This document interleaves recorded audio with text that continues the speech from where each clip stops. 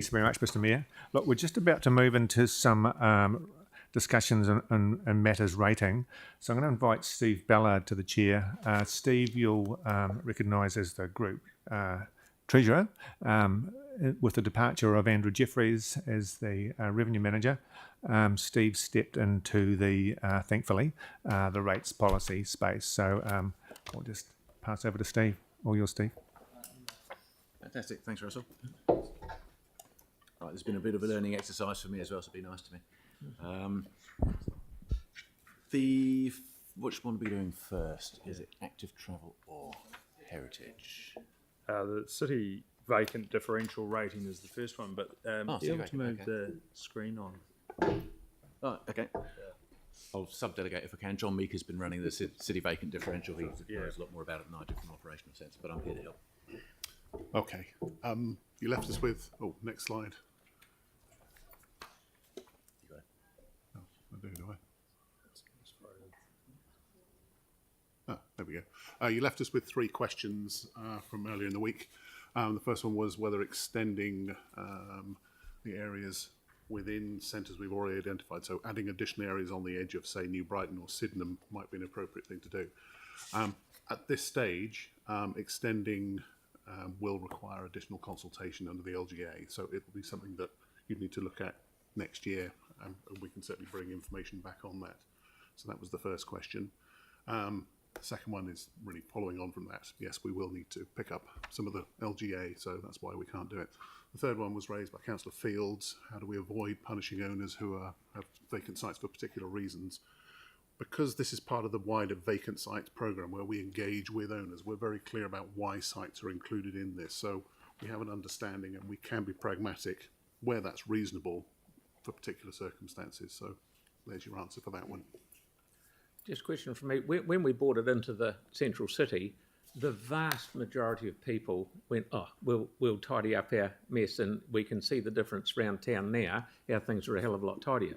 And you worked with every person that came and said, "Hey guys, play the game. Let's sort it out." And I think that's what will happen now, because there's no incentive out in the suburbs at all. But once they know that they've got maybe a monetary penalty is not the word, they'll come and talk to you in your system in any way you can to get it tidied up.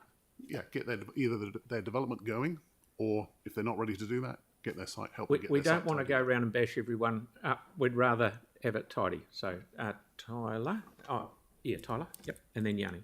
Kia ora. I just wanted clarification on improving the amenity of the vacant land, for example. And are there currently quite flexible measures, or are they a bit more stringent on the way that it should look? And public accessibility, is that involved in the decision-making process too? We've published a set of vacant site improvement guidelines, and they are guidelines. They're not hard and fast rules. They effectively require the surface to be improved, and where there's a risk of parking encroaching on site, put some boundary treatment around to keep people off. But it's not hard and fast. I mean, in some of the suburban centres, it's a case of actually just mowing some overgrown grass. Often that is enough to leave a site looking tidy. But in others, there will need to be more work, and you'll see some of the sites in the central city here where, a lot of good and reasonable investment has been made in them. So sure. It vary from case to case. The next question then will be based on that amenity in itself.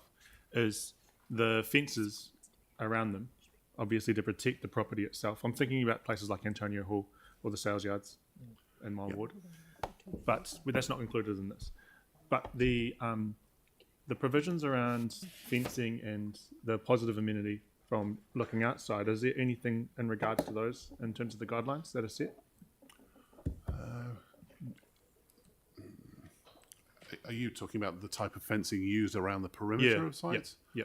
I mean, if those sites were in the scope, I mean, there are issues about public safety in the first instance. If we were trying to keep people out, like the two you picked, or certainly the latter of the two you picked out, that might need to be more, I suppose, high wire fencing. So there could be bespoke solutions for different areas around the city. Yes, absolutely. I mean, the 9 Cathedral Square example, there uses rocks around the edge of the site to keep vehicles off. There's another site taking shape on the corner of Manchester and Worcester where there are wooden bollards being put in.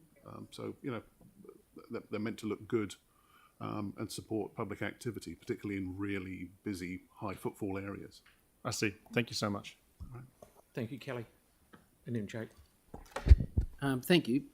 Just a question around, would it be possible to apply similar to residential properties that are unoccupied in terms of improving the look?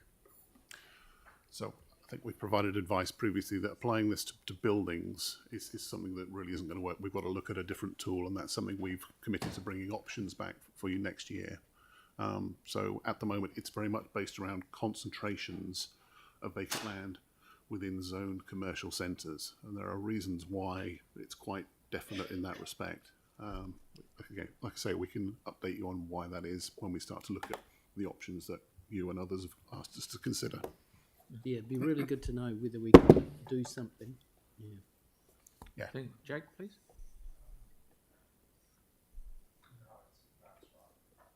Vacant space, was it? I'm just. No, that's right. That's right.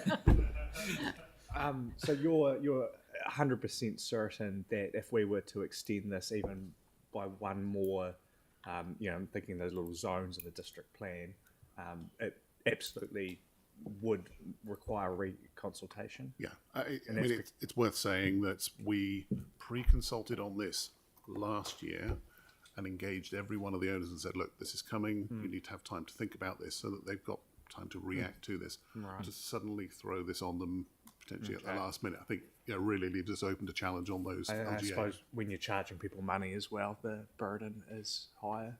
Okay. So one step at a time. And Celeste, did you have a question? Question is Jake. It's been answered. Thank you. All right. Okay. Good as gold. Thank you very much. Thank you. Great, back to me. Yeah, Steve, your chance. So which one are we doing first?